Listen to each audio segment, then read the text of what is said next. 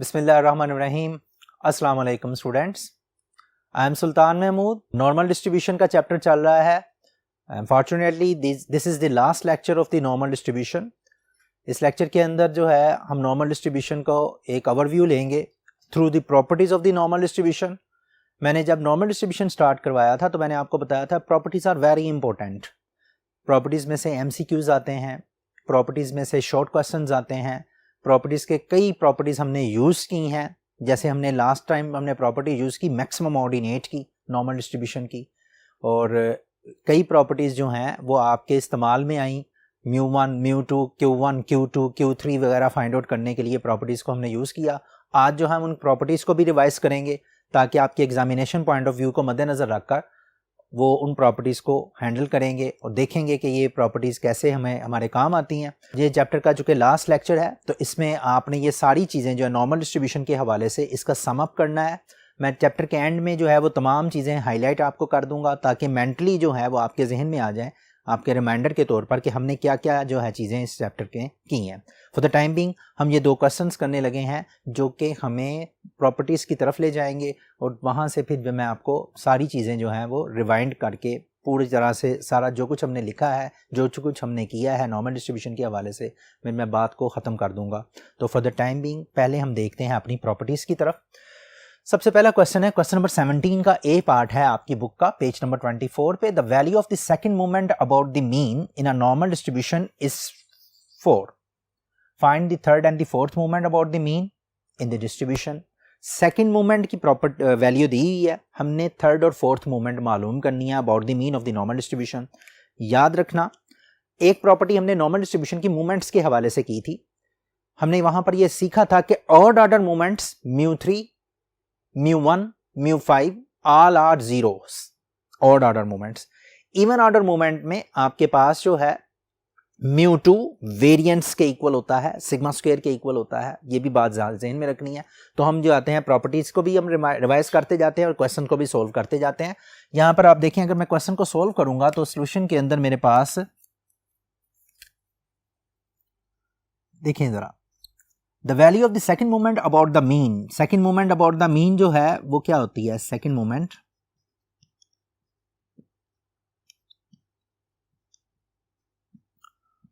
About mean equals μ2 and second moment about mean is 4। यहीं पर मैं सेकंड मोमेंट अबाउट मीन को variance के इक्वल भी लिख रहा हूं, that is also equal to variance. Okay, find the third moment. Third moment अगर आपने मालूम करनी है, ले जी मैं इसको इसी तरह लिख रहा हूं, third moment about mean μ3। Now आपको याद होना चाहिए कि μ3 should always be equal to 0। Normal distribution की ऑड ऑर्डर मोमेंट है, यानी कि μ3, μ5 ये सारी जीरोज होती हैं। फोर्थ मोमेंट अबाउट मीन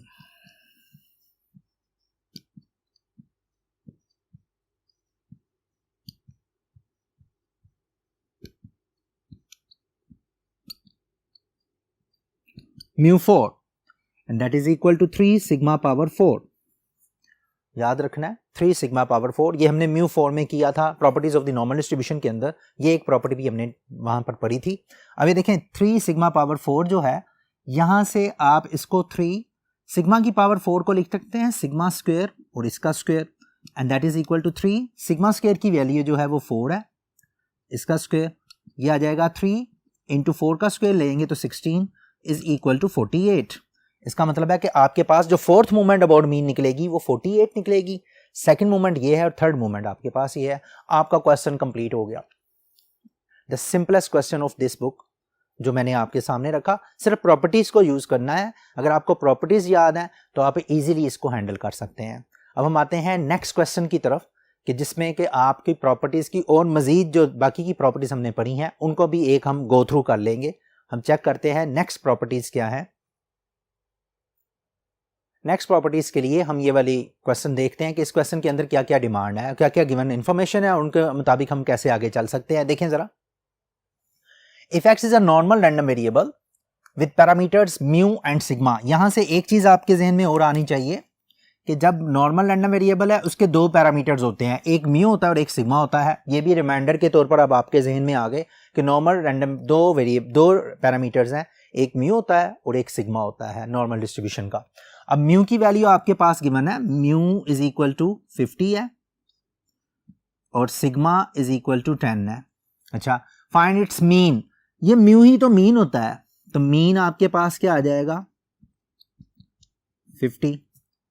दूसरा क्या है, मीडियन मालूम करना है, मीडियन आपके पास क्या आ जाएगा, वो भी 50 है। मोड मालूम करना है, मोड क्या आ जाएगा, नॉर्मल डिस्ट्रीब्यूशन, सिमेट्रिकल डिस्ट्रीब्यूशन, उसका मीन मीडियन मोड इक्वल होता है और मीन ही म्यू ही होता है आपके पास। तो ये आपके पास तीनों, ये पहले तीन चीजें जो हैं ये हमने देख ली कि नॉर्मल डिस्ट्रीब्यूशन में हमने मीन भी मालूम कर लिया, मीडियन भी मालूम कर लिया, मोड भी मालूम कर लिया। Lower and upper quartiles, okay, lower quartile Q1 होता है, लोअर क्वार्टाइल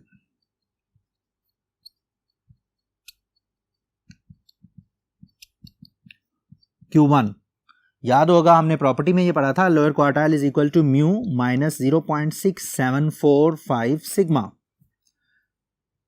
अगर मेरे पास म्यू अवेलेबल है, सिग्मा की वैल्यू अवेलेबल है, यहां पर वैल्यू पुट करूंगा, मेरे पास लोअर क्वार्टाइल की वैल्यू निकल आएगी। म्यू की वैल्यू जो है वो 50 है माइनस 0.6745, सिग्मा की वैल्यू जो है वो आपके पास है 10। लें जी, इन दोनों को मल्टीप्लाई करें और इसमें ये देखें जरा क्या आता है आपके पास, 50 माइनस, कैलकुलेटर से आप कर सकते हैं, 50 minus 0.6745 multiplied by 10, your answer is 43.255। 40 यहां पर ही लिख लेते हैं, 43.255, ये आपका Q1 निकल आएगा। अब Q1 की वैल्यू अगर आपने निकालनी है तो दिस इज योर Q1, आपका ये Q1 आ गया। अच्छा, इसके बाद है upper quartile,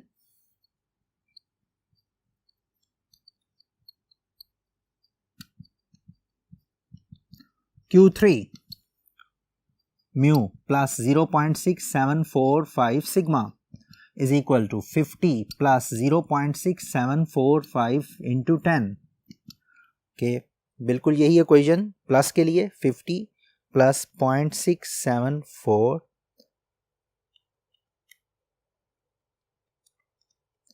multiplied by 10, 56.745, 56.745, this is your Q3। आपके पास Q3 की वैल्यू निकल आई, लोअर क्वार्टाइल भी आ गया आपके पास, अपर क्वार्टाइल भी आ गया, ठीक हो गया जी, लोअर क्वार्टाइल भी आ गया, अपर quartile. Now QD, quartile deviation, quartile deviation आपने फाइंड आउट करना है, उसके लिए आपके पास लोअर क्वार्टाइल और अपर क्वार्टाइल का होना जरूरी है। तो क्वार्टाइल डेविएशन का फार्मूला लिख लें, quartile deviation QD is equal to Q3 minus Q1 divided by 2। जी, Q3 जो है वो है 56.745 minus 43.255 divided by 2, quite simple, 43.255, 13.49 divided by 2 कर लें, 13.49 divided by 2 will give you 6.745। This is your quartile deviation. Okay, what about mean deviation? Mean deviation आपके पास जो है 0.7979 सिग्मा, ये रिजल्ट अब मैंने याद किया हुआ है, आपने भी याद करना है। इसके 4/5 सिग्मा भी होता है और 0.7979 सिग्मा भी है। तो 0.7979 सिग्मा के लिए जब आप करते हैं तो यहां पर मैं दोबारा लिख रहा हूं 0.7979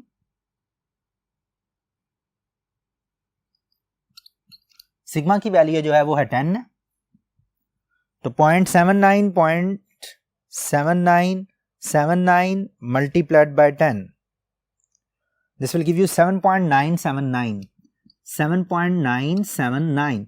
So this is your mean deviation. अब मीन डेविएशन भी आपके पास आ गई, क्वार्टाइल डेविएशन भी आपके पास आ गई, standard deviation. Okay, standard deviation वो सिग्मा ही के इक्वल होती है, वो 10 आ जाएगी। फिर क्या है, first four moments about mean. अच्छा, first four moments about mean और moment ratios and coefficient of skewness, ये तीनों चीजें जो हैं हम नेक्स्ट बोर्ड पे करते हैं ताकि आपकी विजिबिलिटी बेहतर हो जाए। हम चलेंगे थर्ड बोर्ड की तरफ जहां पर ये बाकी हिस्सा जो है first four moments about the mean मालूम करेंगे और दोनों जो है मोमेंट रेशियोज फाइंड आउट करेंगे और मोमेंट कोफिशिएंट ऑफ स्क्यूनेस मालूम करेंगे। हम चलते हैं थर्ड बोर्ड की तरफ, ये तीनों चीजें मालूम करते हैं। जी स्टूडेंट्स, 4 मोमेंट्स अबाउट मीन मालूम करना है नॉर्मल डिस्ट्रीब्यूशन के। हमारे पास जो डाटा अवेलेबल है उसके मुताबिक हम 4 moments about mean find out करते हैं। देखें 4 मोमेंट्स अबाउट मीन में फर्स्ट मोमेंट अबाउट मीन देखें mu1 is your first moment about mean and that is always equal to 0. mu2 is second moment about mean and that is equal to sigma square. आपके पास जो है sigma square की value जो है वो आ जाएगी 10 का square is equal to 100. This is your second moment about mean. Third moment about mean is equal to mu3 and mu3 is equal to 0 क्योंकि ये भी odd order moment है. Fourth moment about mean mu4 is equal to 3 sigma 4. यहां पर आपको बिल्कुल दोबारा से 3 सिग्मा स्क्वायर और इसका स्क्वायर लिख सकते हैं। यहां पर आपके पास 3 आ जाएगा और सिग्मा स्क्वायर का स्क्वायर यह आपके पास आ जाएगा 100, इसका स्क्वायर 3 इंटू 10,000, यह आपके पास आ जाएगा 30,000। यह आपके पास mu4 की वैल्यू निकल आएगी। सो mu4 की वैल्यू भी है, these are the first 4 moments about mean of the normal distribution. आप इसको लिख सकते हैं मोमेंट्स अबाउट मीन है फर्स्ट 4 मोमेंट्स।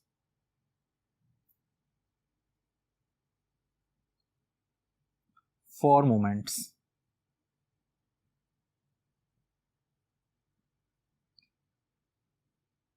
अबाउट मीन, ये फर्स्ट 4 मोमेंट्स आ गई जिसमें ये mu1 है, mu2 है, mu3 है, mu4 है। फिर इसके बाद आपके पास आता है मोमेंट रेशियोज।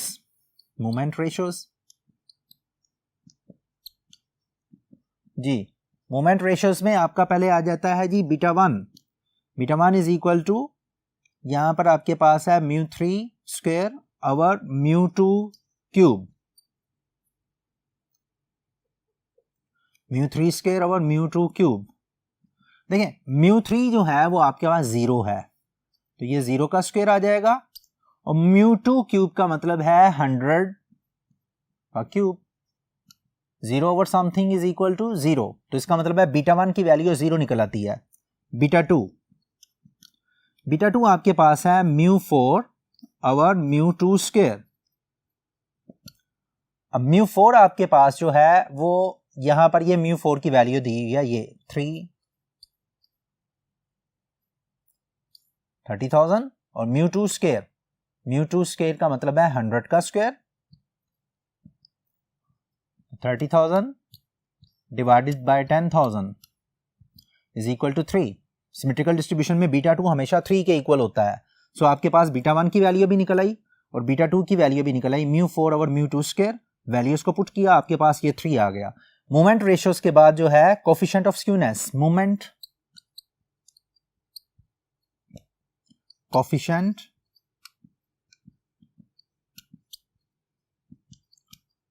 Of skewness.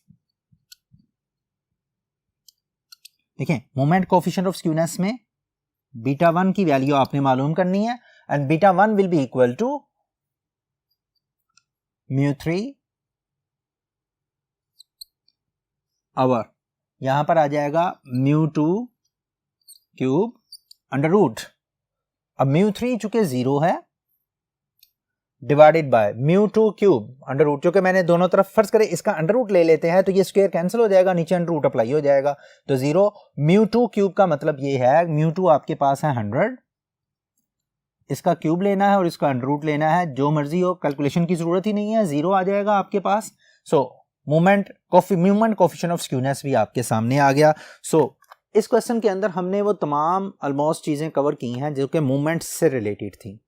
हमने मीन, मीडियन, मोड देखा, उसकी स्टैंडर्ड डेविएशन देखी, मीन डेविएशन देखा, क्वार्टाइल डेविएशन देखा, फिर इसके अलावा जो है हमने मोमेंट्स देखी चारों, फिर हमने मोमेंट रेशोज़ देखी और फिर इसके बाद मोमेंट कोफिशिएंट ऑफ स्क्यूनेस देखा। तो ये सारी चीज़ें जो है नॉर्मल डिस्ट्रीब्यूशन की प्रॉपर्टीज़ के अंदर यूज़ होती हैं। ये प्रॉपर्टीज़ एक तरह से आपकी रिवाइज भी हो गई। इसके अलावा जो जनरल एरियाज़ हैं अंडर द नॉर्मल कर्व, वो हम काफ़ी दफ़ा जो है वो उसके अंदर जो कि उसके रिलेटेड काफ़ी क्वेश्चंस कर चुके हैं, वो भी किए हैं हमने। और इसके अलावा जो आपकी नॉर्मल डेंसिटी फंक्शन है उससे रिलेटेड हमने पिछले लेक्चर के अंदर काम किया था। सो नॉर्मल डिस्ट्रीब्यूशन जो है ओवरऑल इसको वाइंड अप करने लगा हूँ कि इसमें हमने स्टेप बाय स्टेप क्या क्या काम किए थे। इसको ज़रा आप ध्यान से सुनते जाइए ताकि इस लेक्चर के बाद जो है हम अगला लेक्चर हम इंशाल्लाह स्टार्ट करेंगे, उसमें हम देखेंगे कि क्या एप्लीकेशन ऑफ द स्टैटिस्टिक्स के अंदर हमें और कौन कौन सी चीज़ें सीखना चाहिए। तो इस लेक्चर को वाइंड अप करने के लिए मैं जो चीज़ें बताता जा रहा हूँ उसको ज़रा गौर से सुनते जाइए।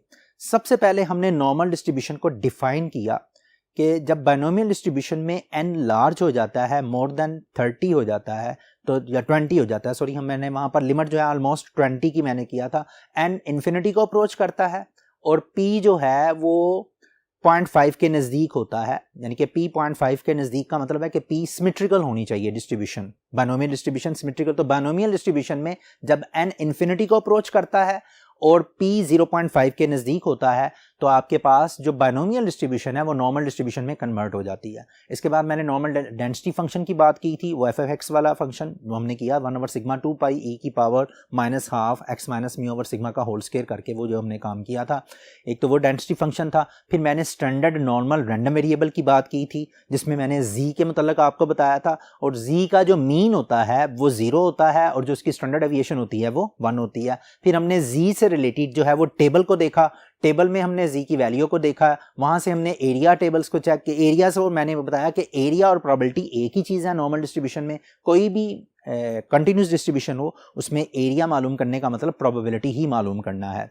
फिर मैंने एरिया को देखने के लिए मैंने 5 थ्योरम्स आपको लिखवाए थे, उन 5 थ्योरम्स को हमने अप्लाई किया। फिर हमने inverse use of area table देखा, inverse use of area table की हमने डिफरेंट एप्लीकेशंस की, हमने ओरिजिनल एरिया टेबल की भी डिफरेंट एप्लीकेशन की। वहाँ पर मैंने आपको बताया कि बेसिकली वो क्यूमुलेटिव डेंसिटी फंक्शन वाला है, फाई ऑफ z वाला टेबल, फाई ऑफ -z वाला टेबल, ये वाला टेबल देखे। और हमने जो लास्ट में अभी हमने काम किया है उनकी एप्लीकेशंस भी हमने की डिफरेंट क्वेश्चंस के अंदर, और जो लास्ट में अभी हमने काम किया वो ये किया कि जिसमें हमने ऑर्डिनेट्स का टेबल देखा, उस ऑर्डिनेट्स को टेबल को भी फाइंड आउट करने का मैंने आपको तरीका बताया, और इसके बाद हमने ये प्रॉपर्टीज़ को रिपीट किया। ये था हमारा सारा नॉर्मल डिस्ट्रीब्यूशन का चैप्टर, इसकी डिफरेंट एप्लीकेशंस। नॉर्मल डिस्ट्रीब्यूशन ये बड़ी इंपॉर्टेंट डिस्ट्रीब्यूशन है, ये हमारी आगे हाइपोथेसिस टेस्टिंग का जब हम चैप्टर करेंगे वहाँ पर, और फिर एस्टिमेशन का चैप्टर करेंगे वहाँ पर ये यूज़ होती है। जब हम वो चैप्टर करेंगे तो इंशाल्लाह इसकी प्रैक्टिकल यूजेज भी आपके सामने मज़ीद आएगी कि ये कितनी इंपॉर्टेंट डिस्ट्रीब्यूशन है। और इसमें सेंट्रल लिमिट थ्योरम फिर हम आपने सैम्पलिंग में पढ़ा होगा, वहाँ पर भी हम इसको अप्लाई करेंगे इंशाल्लाह ताला। नेक्स्ट चैप्टर्स के अंदर नॉर्मल डिस्ट्रीब्यूशन को अप्लाई करेंगे। तब तक के लिए आप अपना ख्याल रखिएगा। अल्लाह हाफिज़।